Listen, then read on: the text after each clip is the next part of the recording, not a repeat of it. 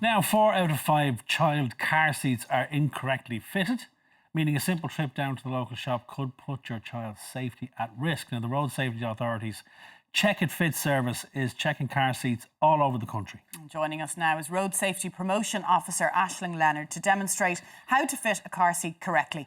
It should be straightforward, Aisling, but it can be quite a minefield for many parents, particularly new parents. Yep. And the stats are kind of frightening. 4 out of 5 car seats are fitted incorrectly. Exactly. So the Check It Fit service travels around the whole country and we visit about 150 locations every year. And we've checked about 21,000 car seats so far. And that's exactly what we found, is 4 out of 5 child car seats are incorrectly fitted. And of those ones, 80% of them are classified as a major adjustment. Wow. So if you can imagine a car seat that requires a major adjustment, it can never perform as it should in the event of a crash. Is that down to, and I speak for myself, is that down to our stupidity, or are they too complicated? Because these are the bane of my existence with 4 kids. And you think now, by now, with our baby, with the 4th one, I would have just thrown in and got it right. Yeah. I've had blazing rows of them. And I never know if it's fitted right. No, and they're all different. So it's really important to get expert advice when you're buying them and when you're fitting them as well. So you'll have this one for newborn and you go all the way up. The child car seats are all different. And the cars are also different as well. So it's really important. Well, let's start, Aisling, with newborn babies. So you're taking newborn home from hospital. And I know the hospitals are great now. They check. You have to bring the car seat in to get the baby out. Exactly. You have to take the child out in the car seat. Yes, absolutely. Which is good. I think that's fantastic. But this is stage 1. Yeah, so this is stage 1. So this will do for a newborn up to typically about 13 kilos. Or when their head starts to crown the top of the seat. So either or, OK? You don't have to wait for one or the other. If it's 13 kilos or the head starts to crown the top of the seat. And it's the top of the seat, not the top of the seat. Exactly, the top of the seat. Yeah. So keep them in this for as long as you can. But those are the 2 measurements. And this is rear-facing? This is rear-facing, and they're much safer rear-facing. So again, keep them rear-facing for as long as possible. The key things when you're fitting this seat is to make sure that the lap belt, so the belt that goes across your own lap, should go across the lap of the child. And sometimes, you know, when you're fitting the seat, the lap comes around the back, and that's the mistake. It doesn't hold the child car seat at all.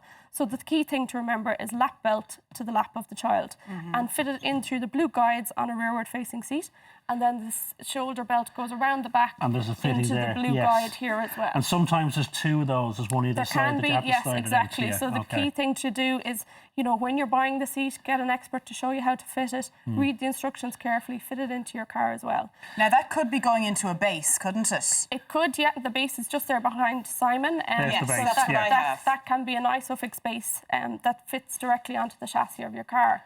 The other thing to remember with these as well is that you adjust the harness. So the harness straps here can go up and down, and likewise the head protector. And the other thing is that this is not just a carry handle. This is a crash barrier, OK? So for most of these types of seats, this is the crash barrier. Really important to check whether it should be in this upright position or down against the seat. So again, making sure you ask all those. Does it not go that way? It does go back that way for accessing the child, but sometimes in other seats, these can be forward. But for this particular seat, it should be in the upright position. For that particular seat, OK. And as you say, which I think is interesting, actually, that, you know, wherever you buy the car seat, most of them will say, if you say to them, you couldn't do me a favour and come out, and they will come out. They will always do that. Well, they should. And you should find somebody who does that, you know, who has that service, and then will bring them out and test them in the car. So moving out of this one then. Yeah, so just before we move on, grown up. Exactly, Rosie's getting bigger. So before we move on, I'd just like to remind everybody that all children under 150 centimetres, which is about 4'11", OK, and 36 kilos, must use, by law, a child car seat that's appropriate to their height and weight. OK. So that's your average 11 or 12-year-old. Yes, so there should still be at least a booster seat. Exactly. So after this, then, you'll have the choice to either go forward-facing or rearward-facing, OK? So a forward-facing seat, just like this one here, will typically do the child up to about 18 kilos, OK?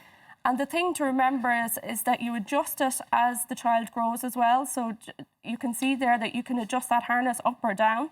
And the other thing to remember is that it's only up to 18 kilos.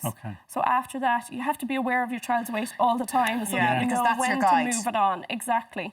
And then after this one, actually, because we're that killed one, for time. or as a choice, you can keep them rearward facing. So I yes, explained that it is safer to keep them rearward facing.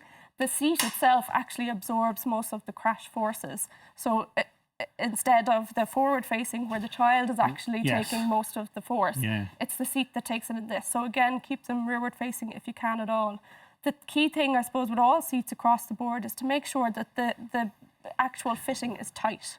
Okay, take all the slack out of the belt. And there could be some natural slack as well that happens as you're traveling along as well. So make sure you check it on a regular basis and pull all the slack out of the belt. So important. We're killed for time. We're actually out of time, actually. But you can get advice and you can get help. Is there a website that we can go to see where the service is? It's www.checkitfits.ie. Marvellous. Brilliant. Thank you, Aisling. So Thank you very much, Aisling.